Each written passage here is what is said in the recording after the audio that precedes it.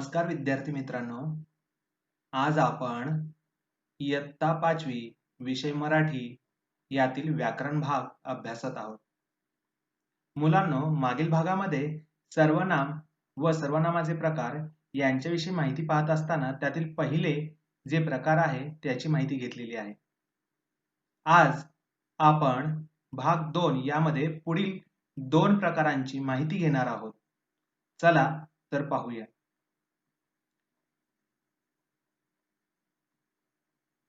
सर्वनामांची व त्यांच्या प्रकारांची माहिती घेण्यापूर्वी थोडीशी उजळणी करूया. पहा मुलांनो, शब्दांच्या जाती याच्याविषयी मागील भागामध्ये माहिती घेतली होती. शब्दांच्या जाती ह्या शब्दांच्या कार्यावरून ठरतात. म्हणजे शब्दांचे कार्य वाक्यामध्ये काय आहे त्यावरूनच शब्दांच्या जाती तयार होत असतात. मराठीमध्ये एकूण शब्दांच्या जाती 8 आहेत. ते पुढील प्रमाणे.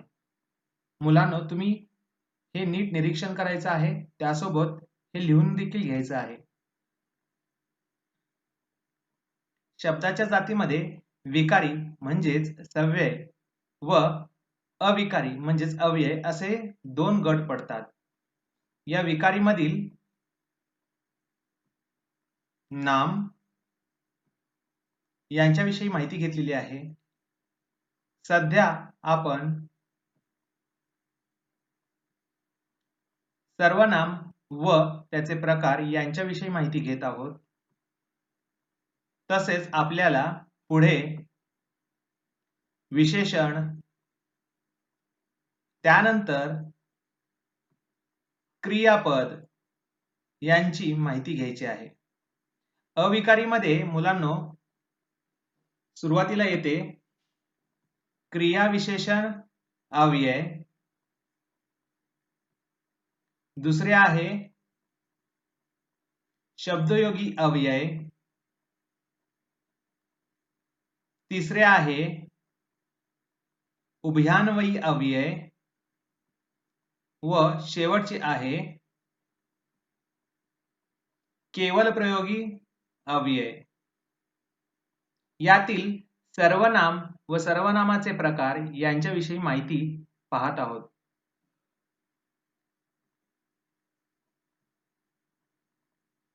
सर्वनाम. मुलांना तुम्हाला माहित आहे सर्वनाम म्हणजे काय, तरी देखील एकदा पाहूया आपण. पहा मुलांनो, नामाच्या ऐवजी वापरल्या जाणाऱ्या विकारी शब्दाला सर्वनाम म्हणतात. म्हणजे इथे सर्वनामाचे काम काय आहे? नामाच्या ऐवजी वापरणे. म्हणजे नामाचे कार्य करण्यासाठी जे शब्द वापरले जाते त्यालाच येथे सर्वनाम असे म्हणतात. ते उदाहरणातून देखील समजून घेऊया. पहा मुलांनो, गणेश अभ्यास करतो या वाक्यामध्ये गणेश हे नाव आहे. मला या वाक्यामध्ये नाव वापरायचे नाही, पण हे वाक्य मला पुन्हा पूर्ण करायचे आहे. तर ते कसे करता येईल मुलांनो? पहा, तो अभ्यास करतो. या इथे गणेशच्या ऐवजी तो हा शब्द वापरलेला आहे, म्हणून तो हा सर्वनाम आहे. तसेच दुसरे उदाहरण पहा, राधा एवढा लाडू खाऊन टाक असे म्हटल्यानंतर यामध्ये नाव कोणते आहे? राधा. व या राधाच्या ऐवजी मला दुसरे कोणते नाव वापरता येईल? पहा, तू एवढा लाडू खाऊन टाक असे म्हणता येईल. म्हणजेच राधाच्या ऐवजी तू हा शब्द वापरलेला आहे मुलांनो, त्यामुळेच तू या शब्दाला सर्वनाम असे म्हणता येईल. सर्वनामाची थोडीशी अजून माहिती घेऊया मुलांनो. पहा,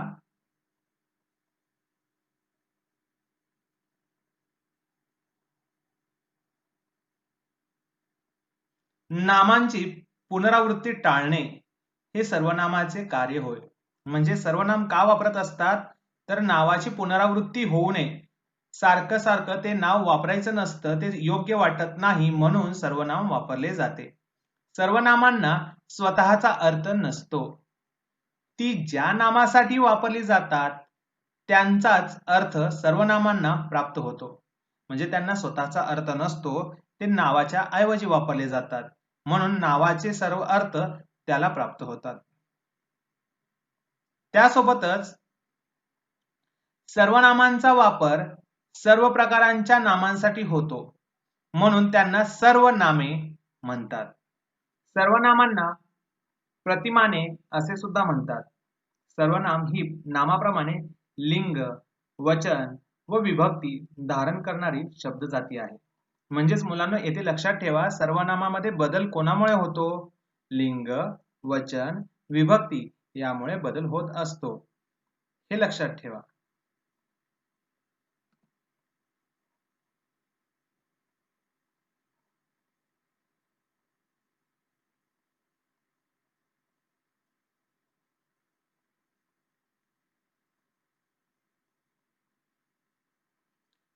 सर्वनामाचे 6 प्रकार पडतात, हे तुम्ही समजून घेतलेले आहात मुलांनो.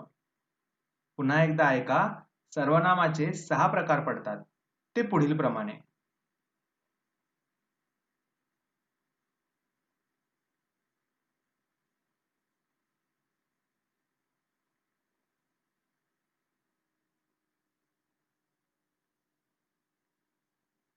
हे पहा, यातील पहिला जो प्रकार आहे पुरुषवाचक सर्वनाम, त्यामध्ये उपप्रकार आहेत प्रथम पुरुषवाचक सर्वनाम, द्वितीय पुरुषवाचक सर्वनाम, तृतीय पुरुषवाचक सर्वनाम. हे मागील भागामध्ये पाहिले आहे. आज आपण दर्शक सर्वनाम व संबंधी सर्वनाम याच्याविषयी माहिती घेणार आहोत.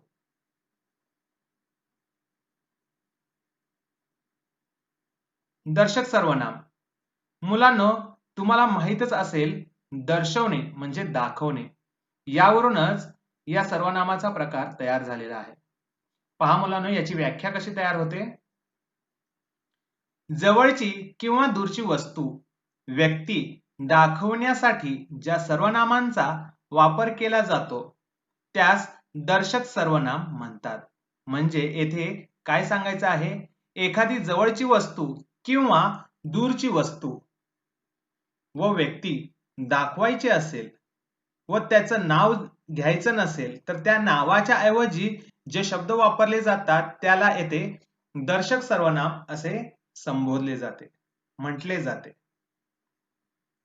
पहा मुलांनो, हा, ही, हे व तो, ती, ते हे सर्वनाम दर्शक सर्वनाम म्हणून वापरले जातात. उदाहरणार्थ, ती शाळा आहे, यामध्ये शाळेबद्दल ती हा शब्द वापरलेला आहे. त्यासोबत दुसरा शब्द आहे, पहा, हा माझा मित्र आहे, यामध्ये मित्रासाठी हा शब्द वापरलेला आहे, येथे दर्शवण्याचे काम केलेले आहे.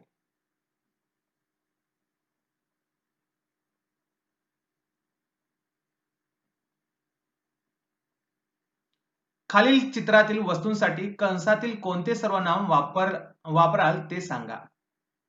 पहा, इथे कंसामध्ये दिलेले हा, ही, हे, तो, ती, ते हे सर्वनाम आहेत, ते तुम्हाला वापरायचे आहेत.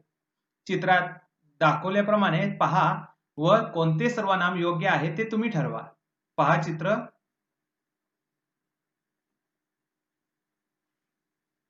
आता वाक्य पहा. एक डॅश डॅश मोठे झाड आहे. या वाक्यामध्ये या झाडासाठी कोणते सर्वनाम वापरता येईल? सांगा पाहू मुलांनो याचं उत्तर. उत्तर आहे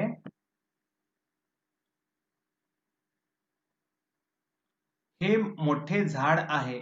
यामध्ये चित्रात पाहिल्यानंतर झाड हे आपल्या जवळ आहे असे दिसते, म्हणून तिथे हे असे सर्वनाम वापरलेले आहे. असेच अजून एक उदाहरण पहा मुलांनो. खालील चित्रातील वस्तूसाठी कंसातील कोणते सर्वनाम वापराल ते सांगा मुलांनो. इथेही हेच सर्वनाम आहेत, तुम्हाला यापैकी कोणते योग्य आहे ते वापरायचे आहेत व सांगायचे आहेत. इथे तेच चित्र दाखवलेले आहे, फक्त प्रश्न बदलण्यात आलेले आहे. आता प्रश्न पहा. प्रश्न दुसरा, डॅश डॅश सुंदर घर आहे. आता येथे घर आहे, बरोबर. मग यासाठी कोणतं सर्वनाम वापरण्यात येईल सांगा पाहू. बरोबर, ते सुंदर घर आहे.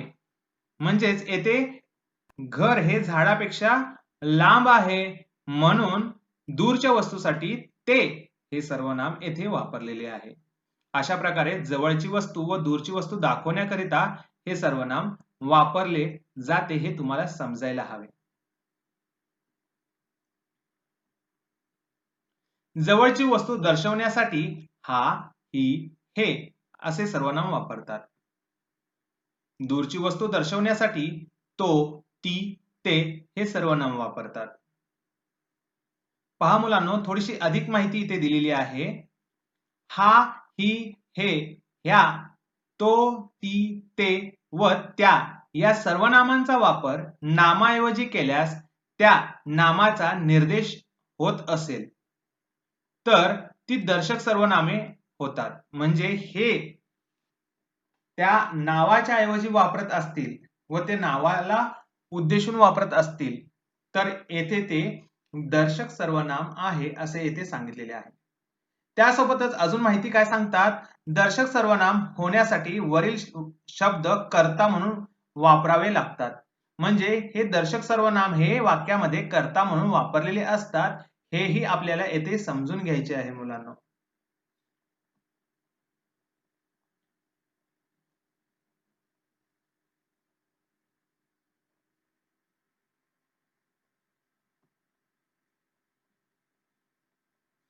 वाक्य ज्याच्याबद्दल माहिती सांगते तो वाक्याचा कर्ता असतो. म्हणजे वाक्यामध्ये कर्ता असतो, त्याच्याबद्दलची इतर माहिती वाक्यात दिलेली असते, हे असे इथे सांगायचे आहे. परंतु कर्त्यापूर्वी वापरले तर मात्र ती दर्शक विशेषणे होतात, हे समजून घ्या.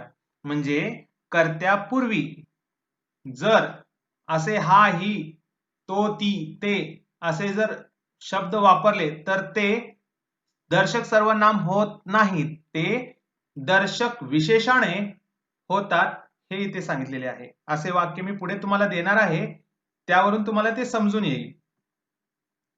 पहा, दर्शक सर्वनामे व दर्शक विशेषणे हे कसे ओळखायचे. म्हणजे परीक्षेमध्ये इथे आपली चूक होऊ शकते, ते होऊ नये म्हणून तुम्हाला हा फरक मी इथे दाखवलेला आहे. पहा, पहिलं उदाहरण पाहूया. या वाक्यामध्ये तो मठ्ठ मुलगा आहे. या इथे तो हा शब्द कोणासाठी वापरलेला आहे, मुलासाठी. म्हणजे त्या सर्व मुलांपैकी तो हा मुलगा मठ्ठ आहे असे सांगितलेले आहे. म्हणजे इथे तो हा दर्शक सर्वनाम आहे, तो कर्ता म्हणून पण आहे इथे, बरोबर.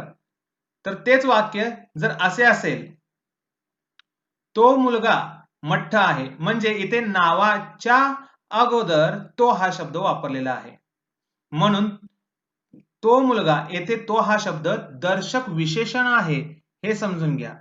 म्हणजेच वाक्यामध्ये तो काय कार्य करत आहे यावरून त्या शब्दाची जात ठरते, हे इथे आपल्याला लक्षात येते मुलांनो.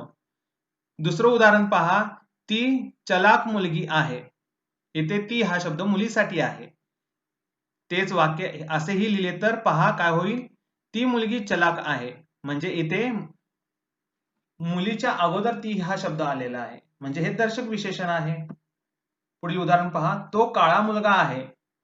तो हा मुलगासाठी वापरलेला शब्द आहे, म्हणजे तो दर्शक सर्वनाम आहे.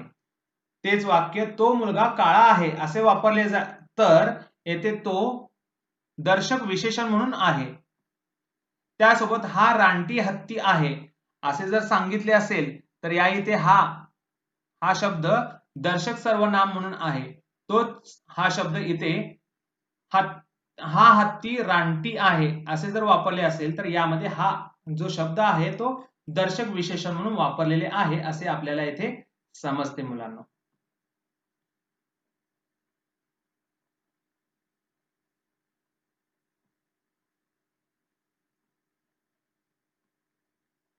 यानंतर पुढचा जो प्रकार आहे संबंधी सर्वनाम मुलांना. हे नीट समजून घ्या. यामध्ये काय सांगतात, दर्शक सर्वनामाशी संबंध दाखवणाऱ्या नामांना संबंधी सर्वनाम म्हणतात. म्हणजे या वाक्यामध्ये दर्शक सर्वनाम असते, त्यासोबत संबंध दाखवणारे संबंधी सर्वनाम असते. म्हणजे या इथे दोन सर्वनाम या वाक्यामध्ये आलेले असतात, त्यामध्ये फरक आपल्याला ओळखता आला पाहिजे. पहा, जो तो, जी ती, जे ते, ज्याने त्याने, ज्या त्या असे जे शब्द येतात त्या वाक्यामध्ये ते आपल्याला ओळखता आले पाहिजे. त्यामध्ये दर्शक सर्वनाम कोणते व संबंधी सर्वनाम कोणते हे ओळखता आले पाहिजे. उदाहरण पहा, जो अभ्यास करेल तो पास होईल. या वाक्यामध्ये जो आणि तो हे सर्वनाम आहेत, एवढे तरी तुम्हाला लक्षात आलेले आहे. पण यामध्ये दर्शक कोणते आणि संबंधी कोणते हे लक्षात घ्या. दर्शक सर्वनाम म्हणजे काय, दाखवणारे. यावरून आपल्याला समजते जो हा शब्द आहे तो संबंधी सर्वनाम आहे, तो हा दर्शक सर्वनाम आहे.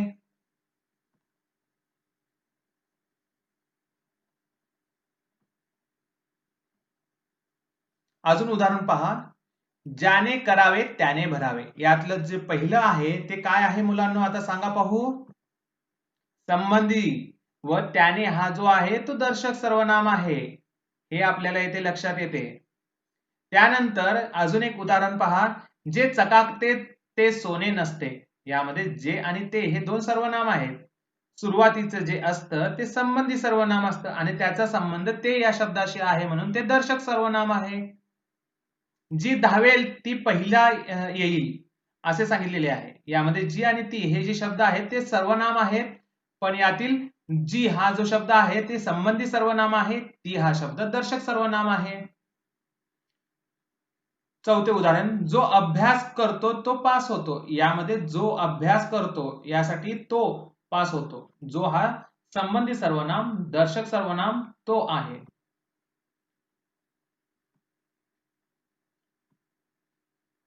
गौण वाक्यातील जो, जी, जे, ज्या ही संबंधी सर्वनामे होतात, कारण ती मुख्य वाक्यातील तो, ती, ते, त्याशी संबंधित दाखवतात म्हणून. इथे पहा, संबंधी सर्वनाम आणि दर्शक सर्वनाम इथे मी थोडक्यात तक्त्यात दाखवलेले आहे. जो ला तो येतं, जी, ती, जे, ते, ज्या, त्या असे देखील आपल्याला समजून घेता येईल.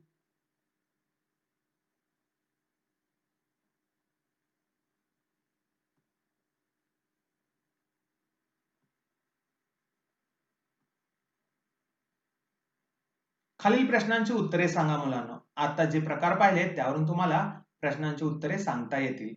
थोडासा विचार करायचा आहे, मगच उत्तर द्यायचं आहे. पहा, एक वाक्य दिलेलं आहे, वाचा. हा कच्चा पेरू आहे. यामध्ये तुम्हाला काय ओळखायचं आहे, अधोरेखित शब्दाची जात व प्रकार ओळखायचा आहे. इथे हा या शब्दाला अधोरेखित केलेला आहे. तर पर्याय पहा, पुरुषवाचक सर्वनाम. दुसरा पर्याय आहे दर्शक सर्वनाम. तिसरा प्रकार आहे भाववाचक सर्वनाम व चौथा पर्याय आहे संबंधी सर्वनाम. यातील कोणता हा प्रकार आहे सांगा पाहू. उत्तर आहे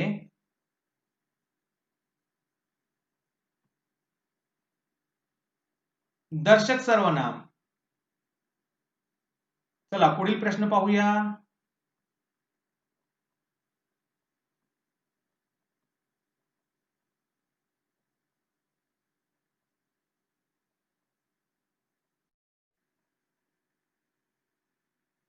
जो गरजेल तो पडेल काय, या वाक्यातील संबंधी सर्वनाम ओळखा.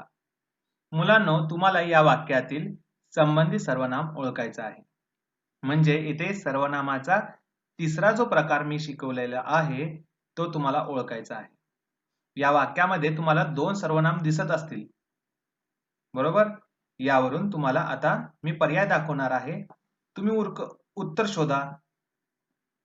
गरजेल, दुसरा पर्याय आहे तो, तिसरा पर्याय आहे जो व चौथा पर्याय आहे काय.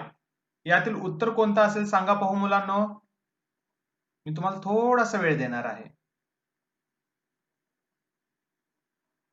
उत्तर आहे जो. चला आता पुढील प्रश्न पाहूया.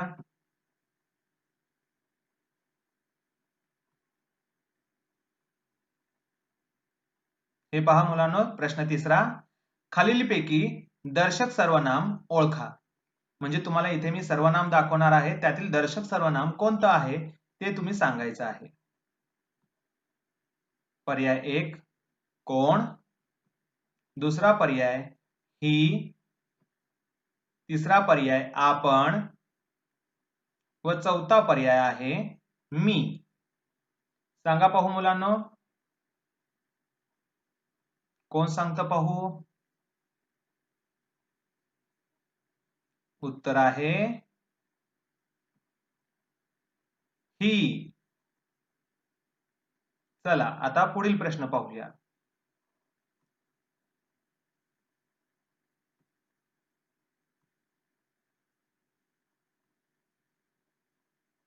पहा चौथा प्रश्न. खालील वाक्यातील संबंधी सर्वनाम ओळखा. तुम्हाला येथे काही वाक्य दिलेले आहेत, त्या वाक्यातील संबंधी सर्वनाम कोणतं आहे ते तुम्ही शोधायचं आहे. पहा पहिला पर्याय, मी स्वतः त्याला पाहिले. दुसरा पर्याय, जे पेरावे ते उगवते. तिसरा पर्याय, तुम्ही केव्हा येणार. चौथा पर्याय, आपण गावाला जाऊ. या चारही पर्यायांपैकी संबंधी सर्वनाम कोणते आहे ते ओळखा पाहू.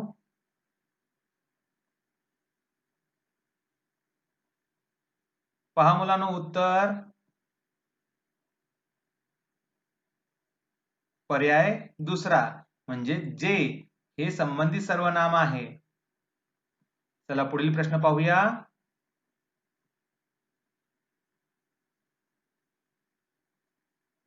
प्रश्न 5वा.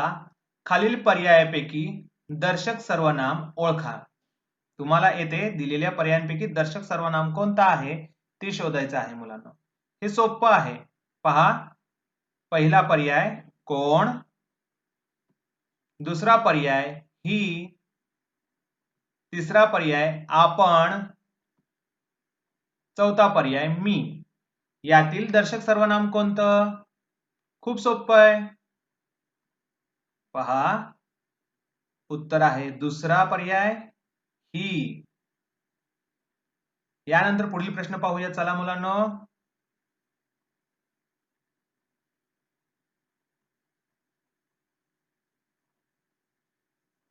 पहा प्रश्न. संबंधी सर्वनाम असलेले वाक्य खालीलपैकी कोणते. म्हणजे येथे तुम्हाला खाली वाक्य दिलेले आहेत, त्यातील संबंधी सर्वनाम असलेले वाक्य सांगायचं आहे. पहा पहिलं वाक्य, जो करतो तो बोलतो. दुसरा पर्याय आहे, कोणी कोण करावे कोणी भरावे. कोण काय बोलणार.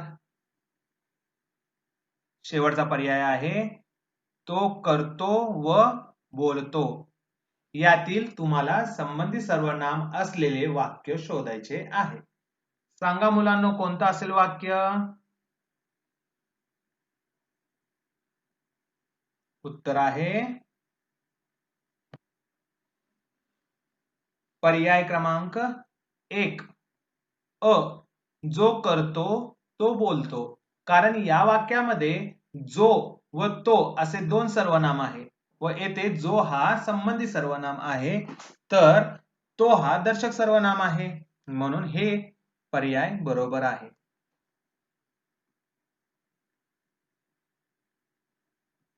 पहा पुढील प्रश्न. प्रश्न 7वा.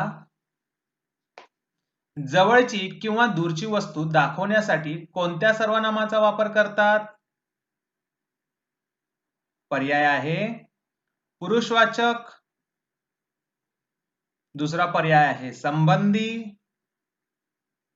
तिसरा पर्याय आहे आत्मवाचक. चौथा पर्याय आहे दर्शक. हे तर खूप सोपं आहे मुलांनो. सांगा पाहू उत्तर. बरोबर, हे आहे चौथा पर्याय म्हणजेच दर्शक सर्वनाम. बरोबर.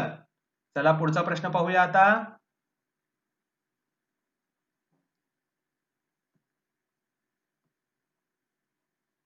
प्रश्न 8वा.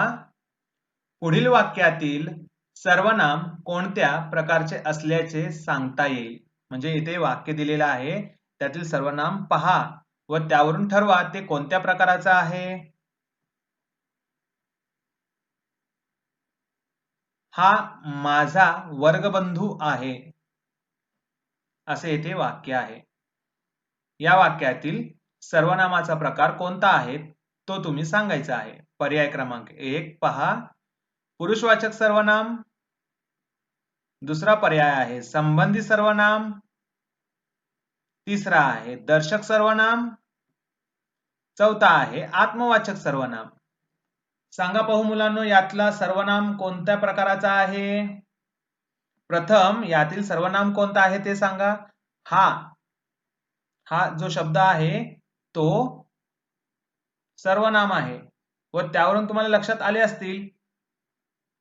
उत्तर पहा.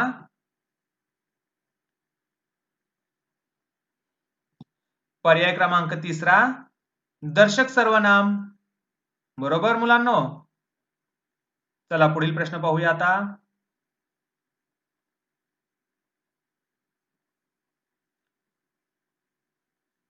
प्रश्न 9वा. वाक्यात नामाच्या ऐवजी येणाऱ्या शब्दाला काय म्हणतात? हे तर तुम्हाला खूप सोपं आहे, तुम्हाला माहिती देखील आहे. पर्याय क्रमांक 1 पहा, विशेष नाम म्हणतात. सामान्य नाम. पर्याय 3 सर्वनाम की पर्याय 4 भाववाचक नाम. पहा उत्तर आहे पर्याय क्रमांक 3 सर्वनाम म्हणतात. पुढील प्रश्न पाहूया चला.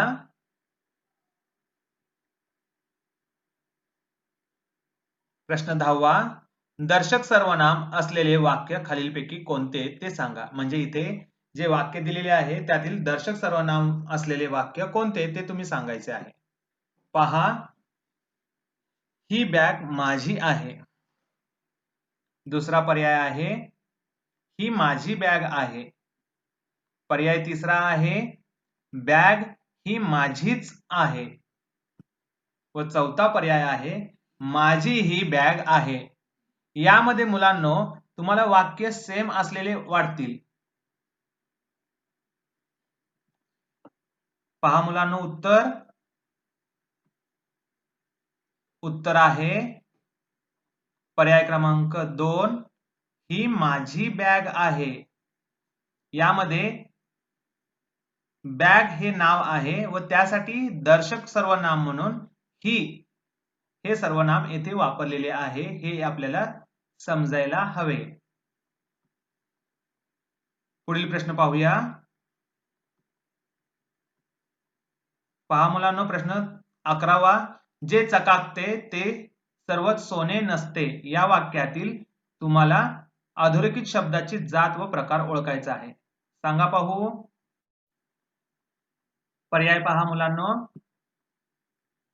पुरुषवाचक सर्वनाम, दर्शक सर्वनाम, भाववाचक सर्वनाम की संबंधी सर्वनाम. उत्तर आहे संबंधी सर्वनाम. अशा प्रकारे आपण सर्वनामाचे पहिले 3 प्रकार यांची माहिती आतापर्यंत घेतली आहे. पुढील प्रकारांची माहिती पुढील भागामध्ये पाहूया. धन्यवाद.